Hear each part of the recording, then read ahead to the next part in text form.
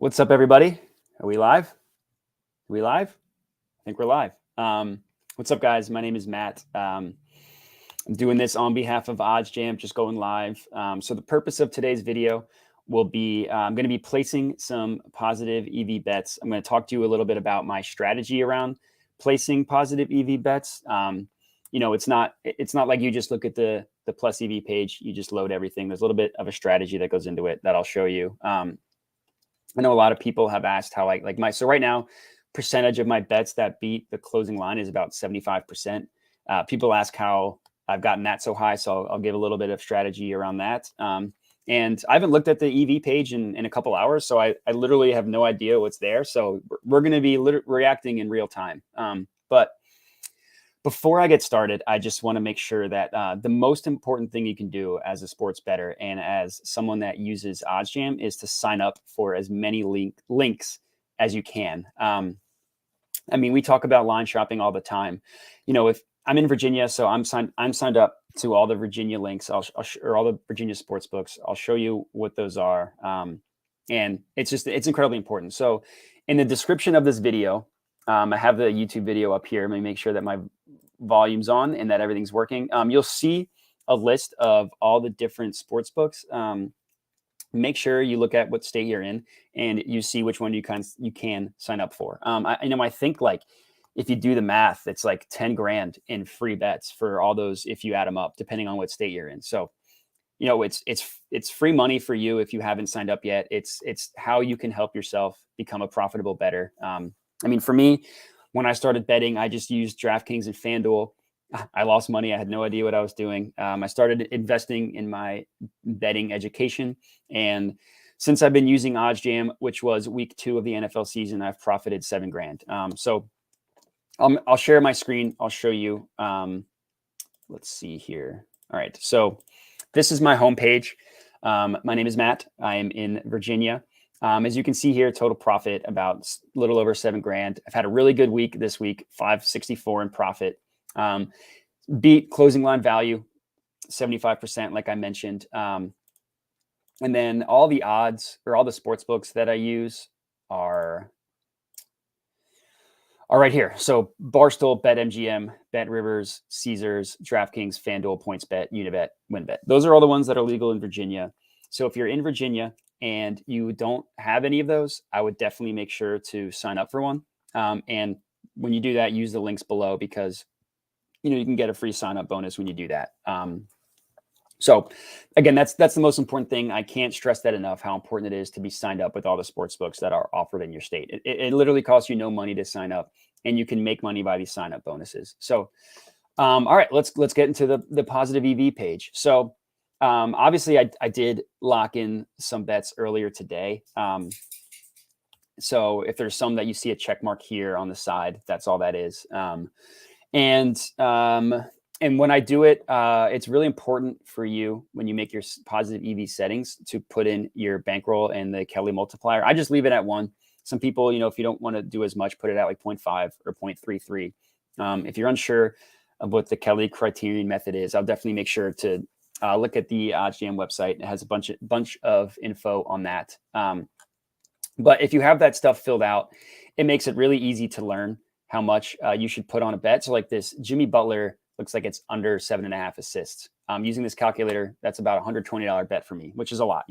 That's a lot. Normally, I like to call them my mixed slams. I have at 1, or I have about 100. But if the positive EV page is telling me to do 120, I'll do it. Okay, so my strategy. So first things first, there's a couple different metrics that I look at before placing a bet. Number one, for me, you got to make sure that you have the percentage high to low. Obviously, you want to see the high percentages up top, not the low ones. That bet, I was supposed to put 120 on it. This one, I'm supposed to put 10 on it. I don't unit chain, but obviously you place a little more importance on $120 bets than you do $10 bets. I would hope so. So that's the first thing I look at. The second thing I look at is this market width. So you see the OddsJam perfect line has the price on the high side and the over and the under, right? has it on both sides. If it's a spread, it has it on, both sides. And the market width is just the difference between the two lines. So this Jimmy Butler one, this is a bet that I'm going to take, assuming that it's still available. The market width here is only 3 points. So all you got to do is just subtract the two numbers. And the general rule of thumb is that if it's between 20, 25 points, then it's a bet that you should take. So like these player prop here has 32. I wouldn't suggest taking that one. So that is, I would say, the biggest way that I've been able to beat closing line, especially on player props, which are a lot more variant. I think people sometimes are scared away from player props, and which is fine. I mean, I love them. I think it can be part of a profitable strategy, but I know that other people at OddsJam don't even touch player props. No strategy is right or wrong. It's just that the most important thing is to just to make sure the market width is within range. So, sorry, I just got a dog walking by. So let me go to Caesars and lock in this Jimmy Butler one. I also refresh it just to make sure that it's still there. Yeah. So Jimmy Butler, the play is under 7.5 assists. Looks like the OddsJam perfect line has it at -117. Caesars has that at +130. So that's a huge plus EV play. It's about a 50% win percentage when you take out the VIG, and I'm getting that at +130 odds. So it's a huge play. I think the thing that you have to look out for the most for me, like I only have 152 left on Caesars because I have 7 open bets. So when I load this one, I might be done with Caesars for the night, which is okay because I don't want to totally overload one sports book. And if I have to sit out a couple bets because of it, that's okay. So this Jimmy Butler under 7.5 assists. Oh, looks like the odds dropped to 120. Let's see what the positive EV play says there. It hasn't updated yet. No problem. Looks like I should only put 90 on it now.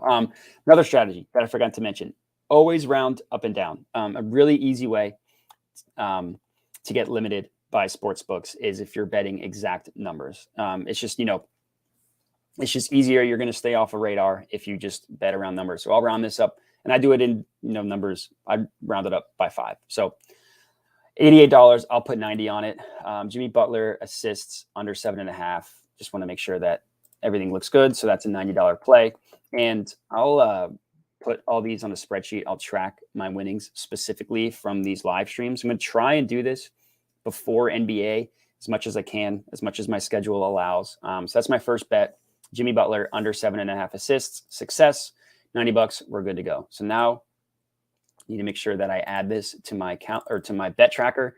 Just need to make sure that I have the odds right. I ended up getting it at +120, but that's okay. So player props. I mentioned that I always look at the percentage. My general rule of thumb for player props, and this isn't, I've kind of just been testing this, just how I think things go, and kind of what I've learned from my process is any player prop above 7%, that's within market width, I'll take. So that's another way I think I've been able to stay profitable doing a lot of player props is I only bet them if the positive expected value is above 7%. So it looks like there's only one other play left. It's this Io Desunmu over 4.5 assists. So that's +120 on BetMGM. It's that 11 points market width. That's a bet that I should put 60 on. So let me log into my BetMGM account. And the reason why I chose 7% for player props specifically is they're just, like I said, they're a little more variance. They're higher risk. You'll have higher highs if you bet more player props, but you'll have lower lows. So I've kind of tested that 7% is kind of the sweet spot for that. So it was assists, Io Desunmu, my guy from Illinois, over 4.5 assists. And that is $60. So that is the second bet that I've placed. Let me make sure that this locks. Good to go. Okay, so just got to make sure I add it to my bet tracker. 60, good to go. All right, so let's refresh this. Okay, let's see. So the Jimmy Butler one ended up going down a little bit. Oh, it looks like it was plus 124 on FanDuel. I should have checked that, but that's okay. Actually, I don't have I have so many pending bets on Bankroll or on FanDuel. Wouldn't even be able to take that one anyways. So 7% looks like this one, 26 points. That's good enough. I say like general rule 20, 25. This one's 26. I'll make the 0.1 play difference. So 70 on Aaron Gordon under 14.5 points. It's a bet that's got about 53% chance of hitting.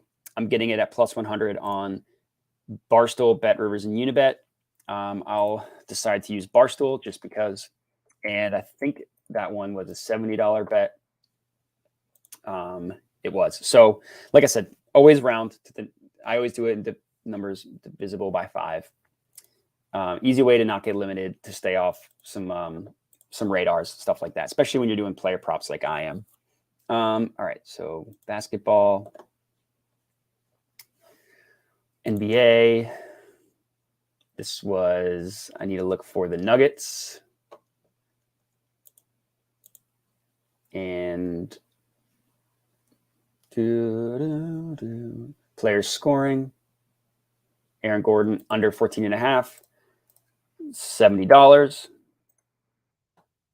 And wager. Let's see if this works. All right, good to go. So that's my third bet. It was it was a $90 play, $60 play, and now a $70 play. And let me add this to my bet tracker. Good to go. Okay, so that's all the player props above 7%. In this case, there was 3. So now game props. I don't have a limit on game props that I bet. I just make sure that they're within market width. So all you got to do, go to your positive EV settings, unfilter for player props to take them out. And now I'm only going to get game props in, main markets, totals, stuff like that. So looks like there's a lot of soccer. There is a basketball, but nothing within market width. So we're going to keep going. 28. I stretched it with 26. That was a lot. So it looks like, here we go. Oh, this one I already took. Chiefs, first half under. All right, so here we go. Illinois State versus Evansville. Looks like the play is on the under 129. $30 on that one. Let's see if I can find this. It was Illinois. So I need to go to college. Nope, I need to go to college basketball. NCAA. The game is at 7 o'clock. Illinois State versus Evansville, under 129. Let's hope the odds haven't changed. Again, this was on Barstool. Under 129, plus 123, plus 123. Good to go. And all right, this will be my 4th bet of the day. So make sure I put 30 on that. And I always refresh the page after I put in a bet. Then odds can change so quickly. You never know when you might get lucky with one. I mean, if you follow me on Twitter at my handle and my name at Matt_Modi_bets, OddsJam helped me find an incredibly profitable NBA under, where somehow there was just a little bit of a glitch, and BetMGM had the under for an NBA game at 10 points higher than everybody else. So that was one that I absolutely loaded and then ended up hitting. So it just helps you find profitable bets like that to take. Like, here's another one. The Pistons first half spread against the Jazz. So hopefully I have enough funds on FanDuel for this one. I do have a ton of pending. Another $30 bet. Looks like it is the Pistons plus 6.5. And I'm a big NBA guy. I actually really like this one. The Jazz have been scuffling. If you follow me on Twitter, like I mentioned before, I already have an account. One of my my game prop of the days was the Rockets when they were plus 14.5. And they ended up winning outright. They were like plus 550 money line, something like that. So the play was, I already forgot. Oh yeah, Pistons plus 6.5 first half spread. So NBA, hopefully it verifies my location. I need to find the Pistons. There we go. Half first half spread. So I need to do an alternate spread. There we go. Pistons plus 6.5 should be plus 124. It is $30. I do have the money for it. Good to go. That is my 5th bet placed. And like I said, I'll track all these. I'll track all the ones that I specifically play on these live streams, and I can just show how profitable they end up being. So $30 here. And let's refresh it. So let's see, 35 here, or 25, 26. I'm not great at math. No, it is 25. Right? Yeah, 25. 16 plus 20, 36 plus 5, 41. Looks like first half money line, Bryant, minus 110 on BetMGM and DraftKings. I already have BetMGM up, so I'm going to go ahead and do that. The play is Bryant versus Merrimack. First half money line, it was on Bryant, I believe. Yeah, minus 110. This is a $70 play for me. So as you can tell from these 15 minutes I've been placing bets, I don't do a ton of research into each individual play. A, because the odds will change on you, and B, wow, I love my sports, and if I'm, if I'm putting a huge play on something, I'll do research into it. But the longer you wait to place a bet, the higher chance of the line changing. And at the end of the day, I just trust the product. So blindly betting everything that's within market range. Oh, there's another first half spread, minus a half. So I just bet that one. Now I'm going to put another 70 on that. Full game, minus a half, 70. So I believe that's my 6th or 7th bet placed. Let me add this to my plays. Another 70, Bryant minus a half. Refresh. And as you can tell, like, plays of stuff has popped up. Another one, minus 1.5. I'm going to go ahead and sit that one out. I don't like to totally load the same play in case it doesn't hit and you just get double, triple, quadruple screwed. But as you can tell, sorry, lost my train of thought. My dog Carson just loves betting. But as you can tell from that, I've been refreshing it every time I placed a bet. We've seen new ones pop up. So that's kind of the reason why I refresh it after every time I add something, because you never know when a play might pop up. So like that Bryant one has just popped up in the past 2-3 minutes, so let's scroll through, see if there's anything worth betting. Like I said, I don't really have a limit on how, like, I won't do anything below this number for game props because they're a little bit safer. This soccer one I'll sit out. I'm only going to do ones for tonight. Looks like there's a puck line hockey one, Avalanche -2. That is a $30 play. And I'll go ahead and end it at this one because I could go all night placing these plus EV bets. So the play was, I already forgot, Avalanche -2 puck line. So I need to find the Avalanche. Where'd I go? Maybe it's not on the featured. Colorado Avalanche. There we go. So I need to get them outlines -2. Should be -105. It is $30 bet. And that'll be the end of it. So let me just add this to my bet tracker. Okay, so that'll be all the bets that I placed. Let's just make sure a crazy one hasn't popped up. No, I'll make sure a crazy player prop hasn't popped up. And by crazy, I mean like anything over like 10-15% that's within market width. That's a mixed slam. All right, so I'll go to my bet tracker. So I placed a total of 6, 7, 8 bets. I already forgot. And let's see. So I started with Jimmy Butler. So 1, 2, 3, 4, 5, 6, 7, 8 total bets. So far, they are all still positive, or still positive closing line value, which is good.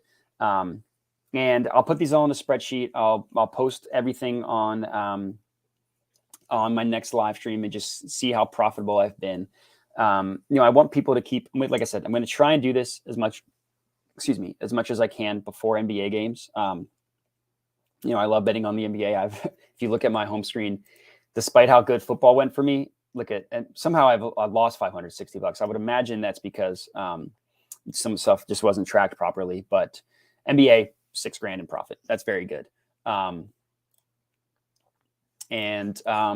Yeah, so like I said, sorry, I lost my train of thought. I'll keep tracking all these as we go on. 2,400 in pending bets. A lot of that's for divisional weekend. I had a rough wild card weekend, which is probably attributing to how much money it says I lost on football. That's going to be the end of the bets. So thank you all for tuning in. Before I hop off, I just want to highlight again, how important it is to sign up for all these sports books. I mean, like, the more you're signed up for, the more positive EV plays are going to show up on your screen. If I wasn't signed up for PointsBet, I wouldn't have a play here. If I wasn't signed up for MGM, I wouldn't have a play here. It's stuff like that. And make sure you check out the description for all the sports books within your state. If you're in Virginia, I can certainly help you out. If you're not in Virginia, I can still help you out. So definitely make sure to follow me on Twitter at my handle below, Matt_Modi_bets. You can also email me, Matthew@oddsjam.com. And other than that, that's the end of the broadcast. So thanks for tuning in. Hope you place all these bets with me. I'll end it with just the screenshot of all the bets I placed on this video. And that's all I got for you. So happy betting, happy watching. Good luck, everybody.